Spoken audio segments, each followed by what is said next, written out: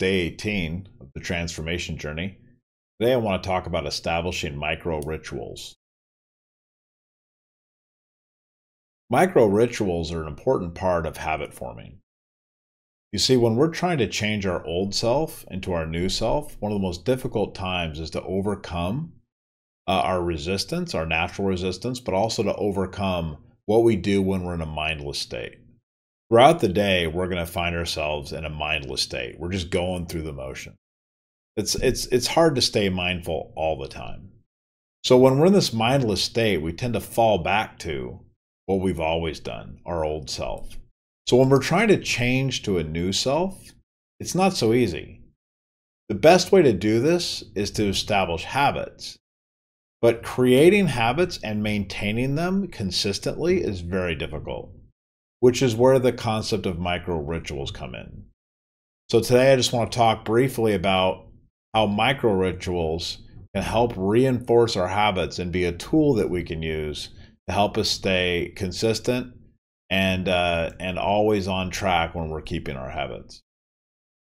Now, a lot of times when we hear the word ritual, we think of, like a coven of witches and some Wiccan ceremony in the dark forest. Or we think of a Catholic priest swinging, what is it, the thurible down the aisleway with incense. Those are the kinds of images we think of when we think of ritual. But what we should really think about ritual is akin to what the Islamic faith does with their daily prayer routine, or what a Catholic monk might do with their divine hours or liturgy of hours. Basically, the concept that they have reminders built in throughout the day, and those reminders indicate that it's time for them to perform a very important behavior that they consider important. In this case, it's prayer. But the idea is the same. If we can structure our lives so that throughout our day, there are little things that we do that prepare us for a habit that we want to keep, or remind us that we have a habit that we have to engage in. These little micro rituals can really help improve us. Let me give you one example. So recently I came to the conclusion that I needed help with this habit of closing my day. I think every time I sit down in a quiet place and I review my day and I come up with what was good and what was bad, and I kind of forgive myself for making mistakes, and then I close my journal and I basically say to myself, okay, this day is done. Let me do better tomorrow. When I do that every day consistently, I just feel better. I sleep better at night, and I have less angst and less regret about things that I could have done or didn't do during the day. So this is really important. Well, I have a hard time maintaining that habit because by the time at the end of the day comes around, I'm tired, don't really want to do anything. So it's really hard for me to keep that habit going. So one ritual that I came up with was I would make a warm cup of herbal tea, kind of a soothing, relaxing tea, something that I would look forward to drinking.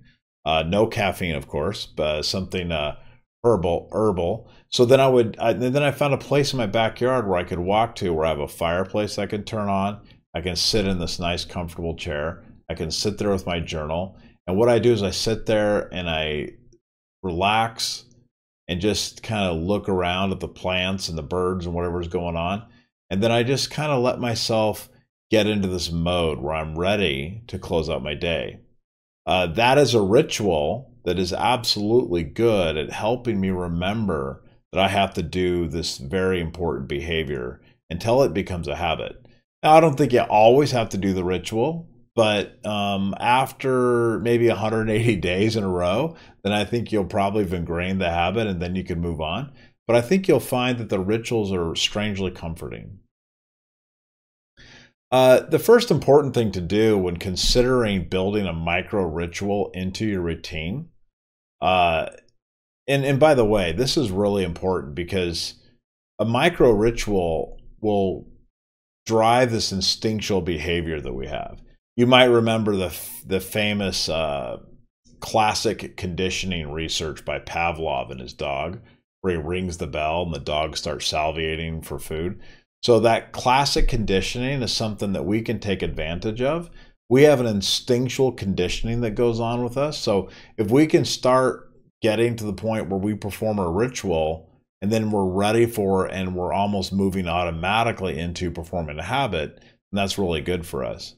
But the first step is to really figure out what the most core and critical habits are.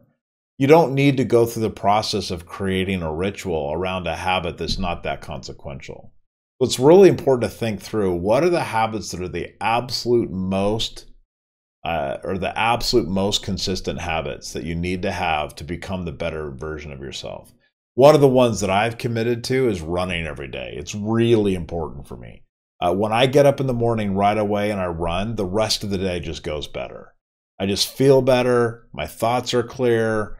I'm more energized. I feel like I've accomplished something. So that morning run is absolutely critical. So I have a morning ritual I do right when I wake up, and that ritual drives me towards the fact that I need to be running. So very important when you come up with this habit and ritual pair. So you perform the ritual, which leads to the habit.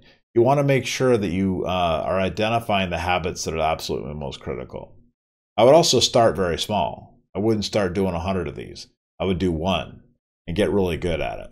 That way you have this ritual that you do every day, and that ritual reminds you to do very important activities that you've established for yourself. So how do you design an effective ritual? Well, this is kind of where the fun part comes. You can be creative, artistic even. You can do simple things, but the important part is to create something that is uniquely you, and that will be something that can really help you remember to do your habit.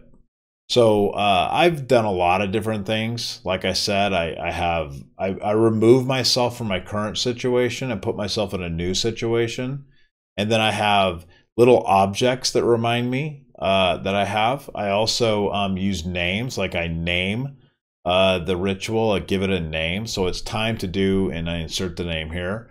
Anything you can do to be creative about this process will allow you to have fun with this.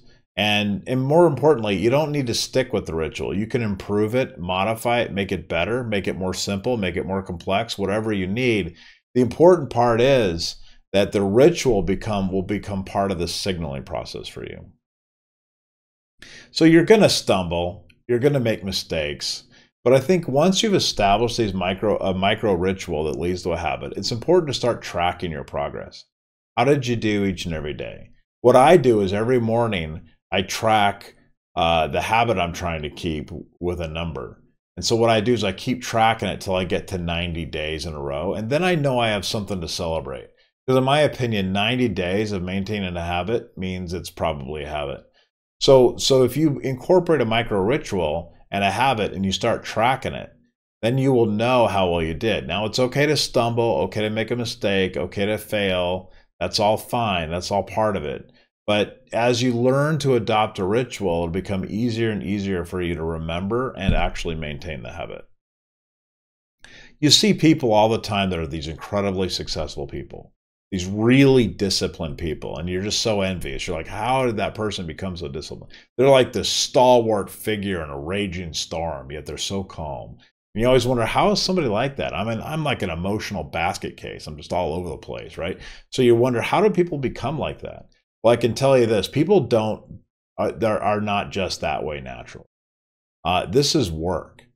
So the people that have put in time to maintain a disciplined habit-forming behavior, and then they start establishing more than one, so 1, 2, 3, by the time they get to 5 or 6 or 7 well-formed habits that they keep that are good and productive, you seem like that really disciplined person. So believe me, you will one day be that really awesome, calm under any conditions type of person, but it takes building habits. Hopefully today, this idea of micro rituals might be a tactic you can use to help yourself keep and maintain life-changing habits. Thank you.